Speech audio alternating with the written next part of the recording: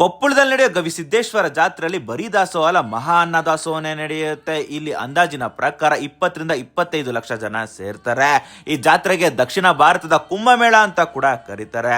ಹೋದ ವರ್ಷ ಈ ಜಾತ್ರೆಗೆ ಹೋಗಿದ್ದೆ, ಅದ್ರ ವೈಭವ ನೋಡಿ ನಾನೇ ಟೆನ್ಷನ್ ಆಗೋಗಿದೆ. ಅಷ್ಟು ಸಖತ್ತಾಗಿ ಮಾಡ್ತಾರೆ. ಬಿಡ್ತಿರೋ ನಮಸ್ಕಾರ, ಶೇರ್ ಮಾಡೋರ್ಗೆ ಡಬಲ್ ನಮಸ್ಕಾರ. ನಾನು ನಿಮ್ಮ ಉಂಡಾಡಿ ಗುಂಡ. ಈ ಜಾತ್ರೆ ಯಾವಾಗ ಶುರು ಆಗುತ್ತೆ ಅಂತ ಅಂದ್ರೆ ವರ್ಷದ ಮೊದಲನೇ ಹುಣ್ಣಿಮೆ ಆಗಿ 3ನೇ ದಿನಕ್ಕೆ ರಥೋತ್ಸವ ನಡೆಯುತ್ತೆ. ಆವಾಗಿಂದ ಈ ಜಾತ್ರೆ ಪ್ರಾರಂಭ ಆಗುತ್ತೆ. ಅಲ್ಲಿಂದ ಹಿಡಿದು 20 ದಿನ ಕಂಟಿನ್ಯೂಸ್ ಆಗಿ ಈ ಜಾತ್ರೆ ಇರುತ್ತೆ.